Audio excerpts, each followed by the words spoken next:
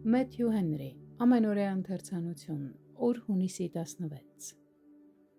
Եվ գիտենք, որ Աստծո որդին եկավ ու մեզ միտք տվեց, որպեսզի ճշմարիտը ճանաչենք, եւ ճշմարիտի մեջ ենք, այսինքն նրա որդու Հիսուս Քրիստոսի մեջ։ Նա է ճշմարիտ Աստվածն ու հավիտենական կյանքը։ Առաջին Հովհաննես 5:20 խոսք։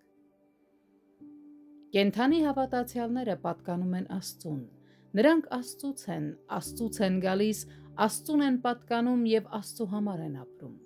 Մինչդեռ մնացածները, որոնք շատ ավելի մեծ թիվ են կազմում, գտնվում են չարի իշխանության ներքո։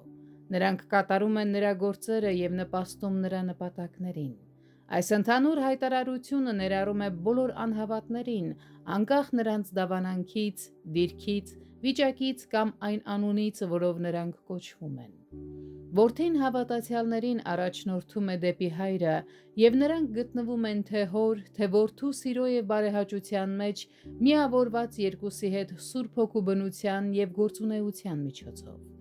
Երջանիկ են նրանք, ում տրված է իմանալ, որ Աստծո որդին եկել է, եւ ովքեր ունեն սիրտ, վստահելու եւ ապավինելու նրան, ով ճշմարիտ է։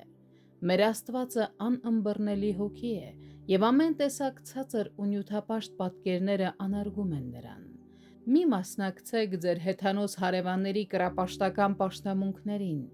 Միշտ հիշեք, որ ձեր Աստվածը նախանձախնդիր Աստված է եւ ցանկանում է, որ դուք դուրս գաք նրանց միջից ու զատվեք նրանցից։ Սպանեք ամեն մարմնական ցանկություններ եւ խաչվեք աշխարհի համար, որպեսզի դրանք չզավթեն ձեր սրտի իշխանության գահը, որը պատկանում է միայն Աստծուն։ Այն Աստվածը, որին դուք ճանաչել եք, նա է, ով ստեղծեց ձեզ, ով իր որդու միջոցով փրկագնեց ձեզ, ով իր ավետարանը ուղարկեց ձեզ, ով ներեց ձեր մեղքերը, ով իր հոգով ձեզ վերածնունդ տվեց իր համար եւ շնորհեց ձեզ հավիտենական կյանքը։ Կառչեք նրանից հավատքով, սիրով եւ մշտական հնազանդությամբ, հակառակվելով այն ամենին, ինչը կարող է հեռացնել ձեր միտքն ու սիրտը մեր վեհ Աստծուց։